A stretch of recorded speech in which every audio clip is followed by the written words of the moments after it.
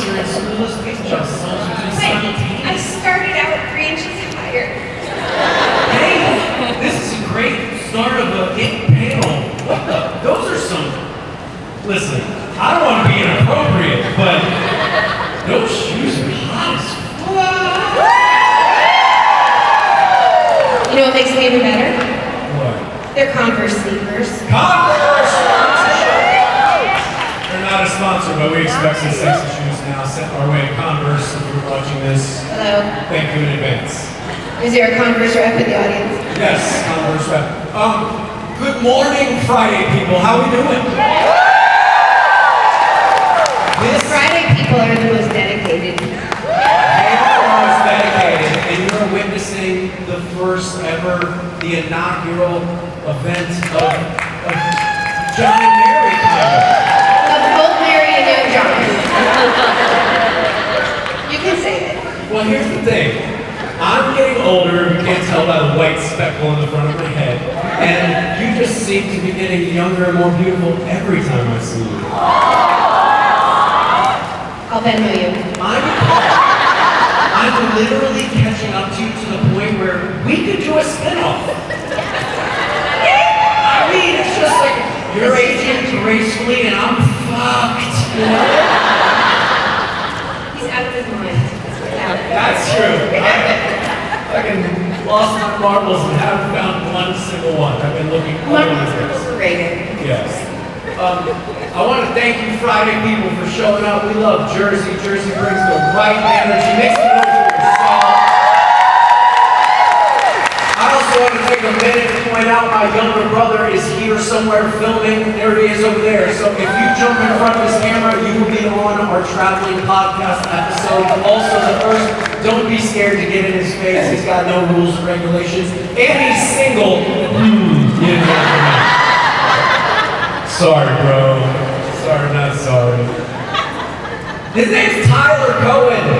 And he has this thing called the Tico Fantasy Show on TikTok, and you should check it out because it is awesome, and he knows about a lot of shit that old guys don't know about, so educate yourselves. We're going to start with some questions. Should we go left or right? I never know where to start. Let's go right. Are We'll you go right? left next time. Are you right-handed? Indeed. I feel like we're going right because we're both right-handed. Hi! Hey, friends. Hi, Hello. friend. Hi. Long time no see. I know. 30 minutes. Hi, my name's Charlotte. Hi, Charlotte. So my friend actually gave me this question to ask. So I just wanted to know what your specific road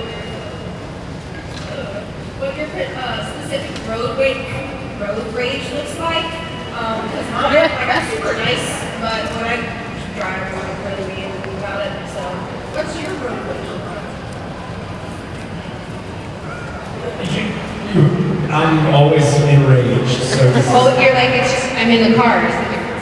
So there is science behind road rage. I am going to irritate you with explaining it. So Please. when you're in a car, all of your senses are elevated so extremely. You don't understand because you're used to driving, but when you're in a car, you're going fast, so you're hypersensitive to everything. So your cortisol is elevated, hence the reason why it's so easy to fucking So my road rage is getting in my car and turning on Spotify on the calmest, most relaxing spa sounds I possibly can have.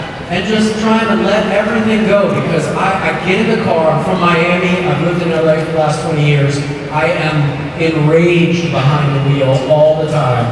And I'm just trying to breathe it out, turn on a podcast, a book, or something relaxing, and stay mellow because at the end of my drive, I'm getting out of the car where I'm going to de-elevate my emotions and walk in usually to a place where I have to work or to my wife and kid, and I don't want to bring that with me, so I try to, the second I get in the car, mellow the fuck out. Like, it's so hard because I'm such an easily aggravated person. Do you succeed? And when you have road rage, what does it look like? It's a lot of white knuckling. So if you saw the episode of Baby, I think it was season 11, where Thomas Wright, the director, does a close-up of my hands on the steering wheel, and he's like, really squeeze it until your knuckles are white. And I was like, no problem. I know exactly what that looks like. So it was a lot of like my thumb, like going tapping on the thing and like squeezing the. I try to keep it internalized as much as possible. I do have outbursts in the form of song. There's like some Slipknot or some Metallica or some Rage Against the Machine. And I'm a great singer, as long as I'm the only one listening. And I like to scream it really loud. Bulls on Parade by Rage Against the Machine helps me through many moments. All Metallica, and of course all Slipknot, but I really want to take it to the next level of hatred.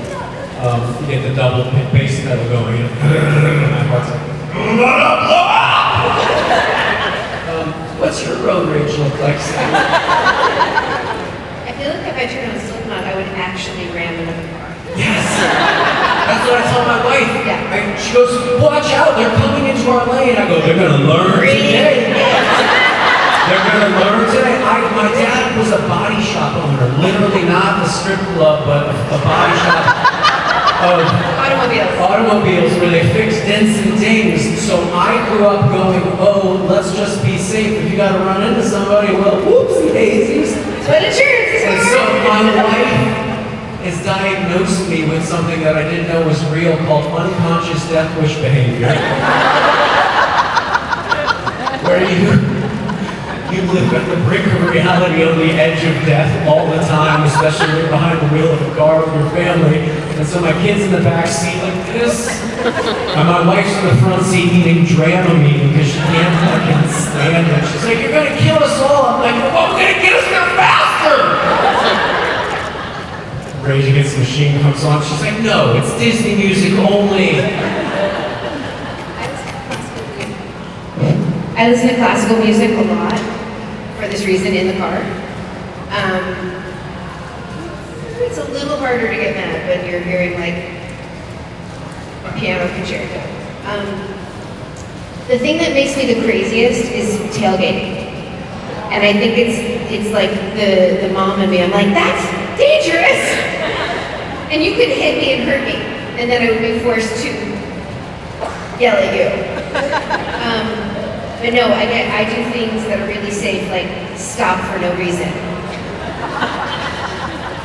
And I do this in the mirror. And they're so clueless. I don't think they're doing it on purpose. They're like, we drive till there is something in front and then we just stay there. Because I can drive 50 or I can drive 20 and they're like, right there. So I'll stop a few times and they're like, oh my God, why'd they stop? And then I'll pull over and do this. My husband's like, we're going to pull in our driveway. Now they know where we live. Nice. And my kid's just like... But yeah, so I try to be sarcastic in gesture. And yell as little as possible. I get so scared that in LA I'm so volatile behind the wheel that I'm going to be volatile behind the wheel and it's going to be somebody I know. Like I'm going to they're going to be going too slow and I'm going to be all up on their bumper like, come on, and I'm finally going to pass them and it's going to be like my agent or manager. Or your neighbor. Or like the casting director that you know from something and then you get to the casting and they're like, you're that guy from the thing that was making life difficult. I just didn't want to be late for you. That's right, I didn't want to be late. You were making me late. Yeah, that's always a risk in LA, and just to be dark for 1 second, it's not impossible. They'd also have a weapon under their seat, so you have to be careful. Yes.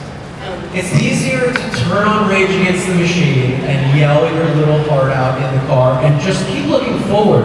Because I also think if you get to the light and you get to the light and then their car pulls up slow and you can feel your window is just about where their window is and you know you can see them.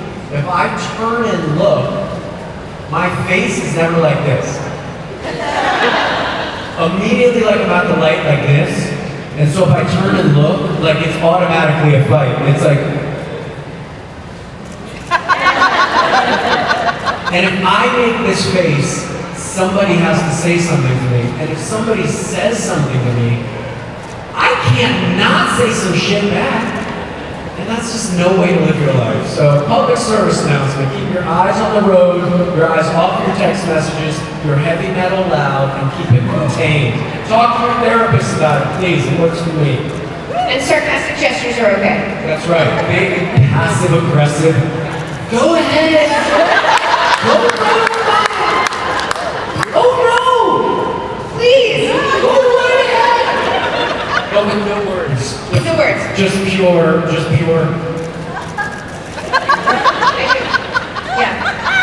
The number of times they look at me confused is alarming. Like, how can you not know what's happening right now? Everybody that looks at me on the road wants to punch me in the face. And sometimes I'm game, but at 41 years old and have a 9-year-old kid, I'm like, I can't die today. No street fighting. There's no more street fighting. No street fighting. Just keep it in line, contain it, and then pay a high-paid celebrity therapist to deal with your problems. Well, like as a grown woman with a child who's almost out of high school, like I think I should start fighting. What do I have to lose? This is the spin-off series I'm talking about, folks. Woo, it's just enraged Winchester parents. Only driving though. Like it's like in a metaverse, right? So it's a modern day universe. Everybody's texting on their TikToks and their Instas, and we're just irritated in our 1970s clothes, pissed off at everybody. I'm watching. I watch it too. It might just be me and you, but we can watch it. That's all it takes. A couple of viewers watch our nonsense. All right. Yep. Thank you. Thank you. I forgot we were even answering a question.